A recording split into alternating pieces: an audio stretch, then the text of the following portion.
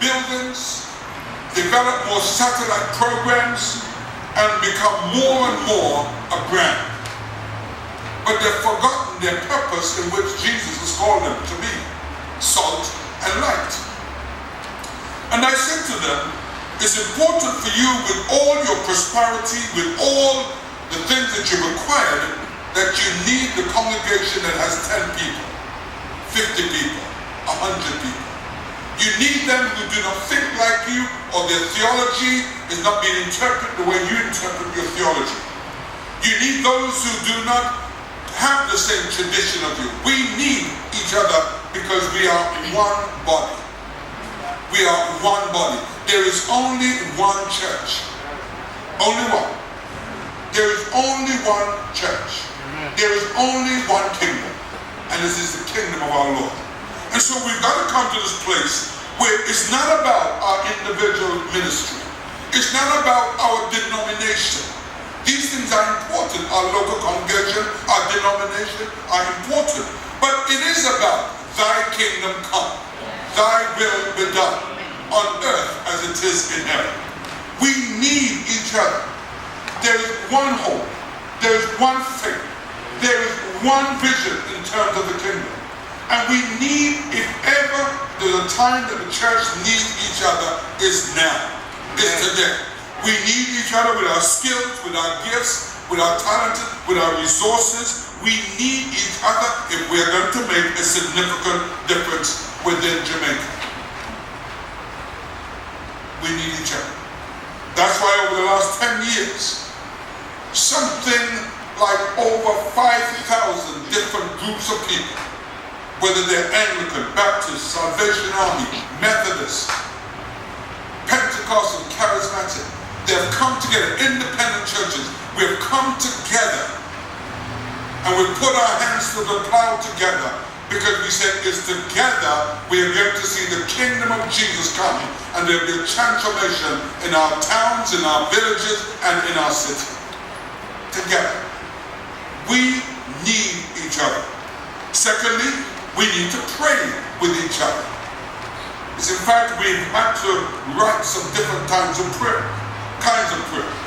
One Anglican lady said to me, Les, where I come from, we don't like surprises. I had to remind the Charismatics and the Pentecostals, hold it down. When you come to service or come to the train, hold it down. Spare some thoughts for those of us who are less charismatic.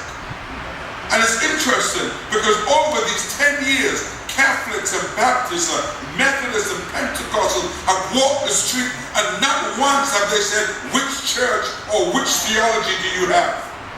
They've done it, they've prayed together, they've served together, and they've encouraged each other. We need to pray with each other. We need to pray for one another, and we need to come together and pray. Because I believe that prayer is not the least we can do, it's the most. And so we have prayer pastors. We have those people who stay at base, and they pray while those people are on the streets. We have people, some prayers is written in a way that people could pray, but some people are spontaneous, but they're praying together. The third thing that we need is collaboration. We need collaboration amongst ourselves. We need collaboration with government. We need collaboration with the police, with the various bodies that are working out there, whether social service or education. We need collaboration. It is not just working here and ignoring there. We have to have a holistic approach. Education, family, counseling, training, employment, they all go together to make a man feel whole. We cannot have this patchwork quilt mentality.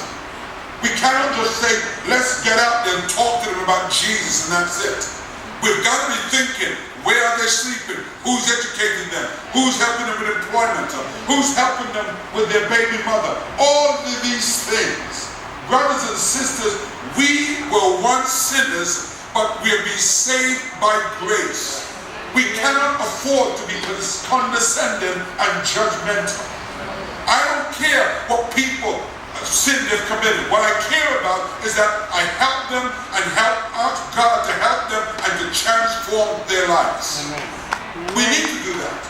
We need to recognize that it's by grace that we have been saved. And we need to recognize that it's working together that we can make a significant difference. Speaking to the Metropolitan Commissioner of Police, I said, Commissioner, you have resources, you have power, you have money, you have all kind of backative, but yet you cannot solve the problem of our nation. You need the church. Church, we cannot solve the problem by just closing the door and asking Jesus to solve it. We are the answer. We are the answer. And it's together that we put our resources, our skills, our energy, our creativity together, and we make a change. Listen, some Christians have this notion that it will change overnight. Brothers and sisters, we've allowed this monster to grow over decades. It will take decades to cage it. We have this culture in our church, what I call the 2 weeks mission mentality. It takes us 2 years to plan 2 weeks. 2 weeks to do 2 weeks mission. 2 more years to recover from it. And a further 2 years to say, should we do it again?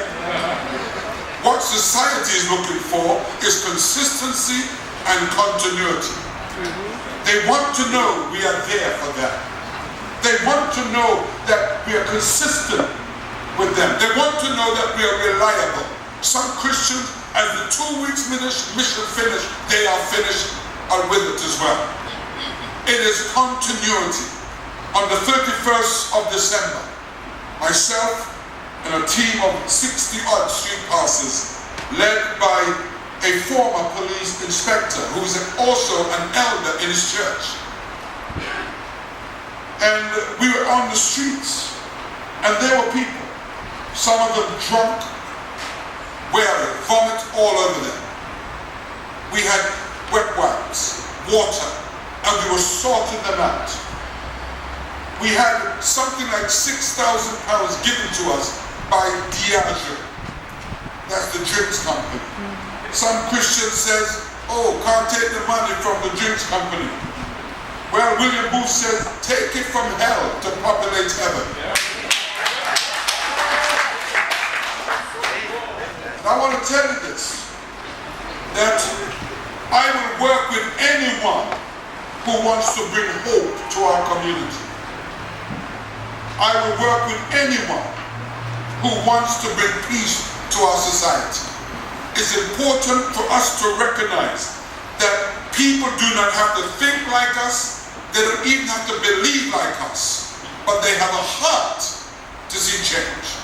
And as we have a heart to see change, our faith will come alive, and people will be touched, and people will be influenced, and people will come to the Jesus who has touched us.